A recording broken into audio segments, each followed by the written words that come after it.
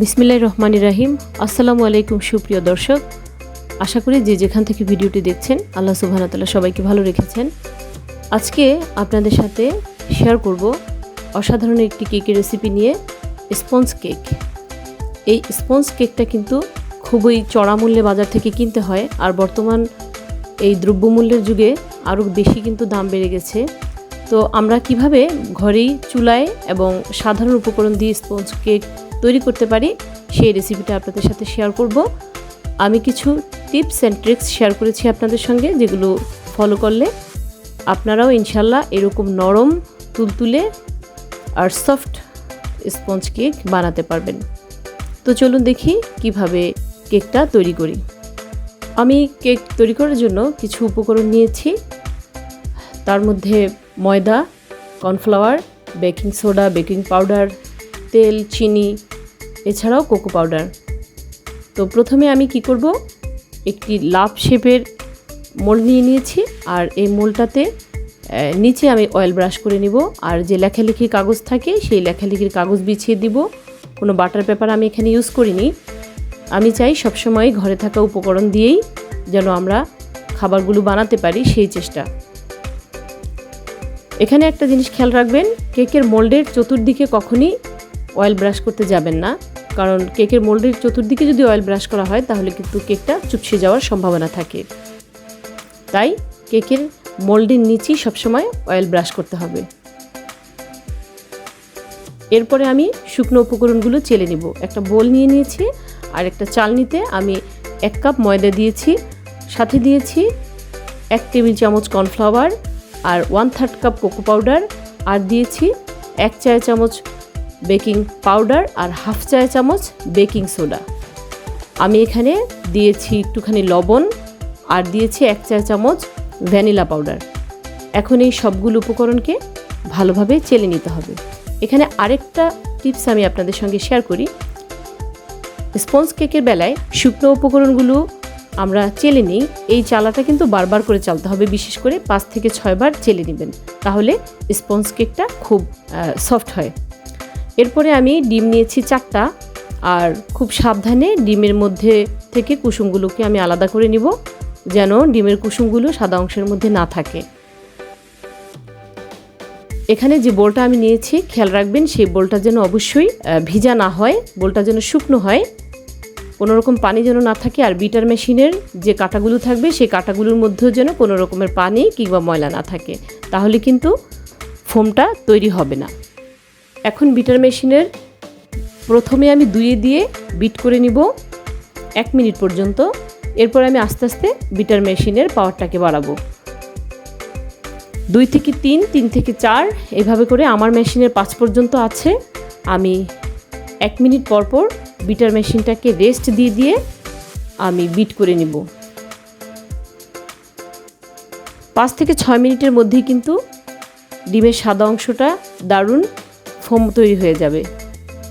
বহু বছর ধরেই আমি কেকের কাজ করছি, তো আমি কেকের কাজ করতে করতে যেই ভুলগুলো আমার হয়েছে, এখন আলহামদুলিল্লাহ আমি সেগুলোকে শুধরে নিয়েছি। তাই আপনাদের সঙ্গে আমি শেয়ার করছি যে এই ভুলগুলো যেন আপনাদের না হয়, সেজন্য আমি কিছু টিপস এবং ট্রিক্স আপনাদের সঙ্গে শেয়ার করলাম। ঠিক যখন আমরা দেখব যে কেকের ফোমটা তৈরি হয়ে গেছে, তখন আমি 1 কাপ চিনি অল্প অল্প করে দিব।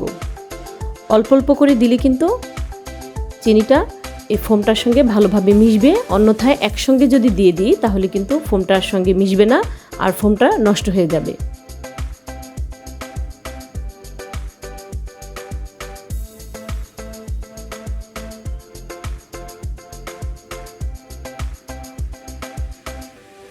যখন দেখবেন যে হ্যাঁ ফোমটা পারফেক্টলিভাবে তৈরি হয়ে গেছে, বিশেষ করে এরকম একটা লাইন দিলে তাহলে দেখবেন যে তৈরি হয়ে গেছে। এবং এই পর্যায়ে আমি অ্যাড করে নিব ডিমের কুসুমগুলো।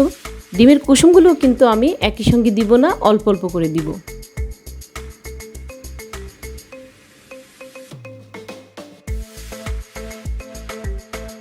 কুসুমটা যখন ফোমের সঙ্গে খুব ভালোভাবে মিশে যাবে, সেই পর্যায়ে আমি দিয়ে দিব এখানে 1/3 কাপ সয়াবিন তেল। আপনি চাইলে বাটারও দিতে পারেন।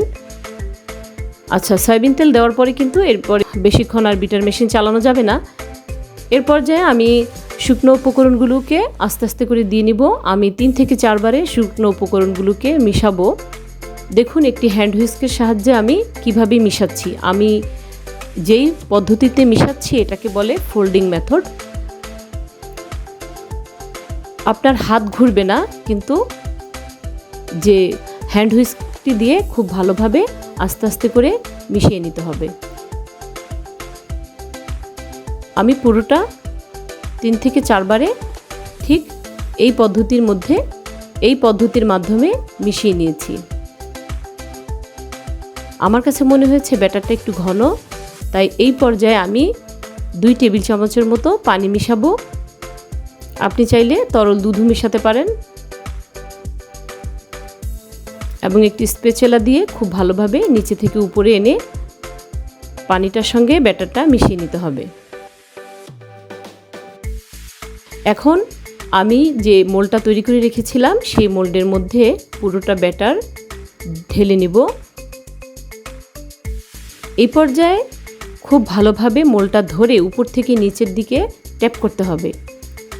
আর এরকম একটি টুথপিকের সাহায্যে ভালো করে নেড়ে দিবেন যেন ভিতরে বাবলস না থাকে। ভিতরে বাবলস থাকলে কিন্তু কেকটা যখন তৈরি হবে তখন ভিতরে বড় বড় গর্তের মতো সৃষ্টি হবে, তাই খুব ভালোভাবে ট্যাপ করতে হবে।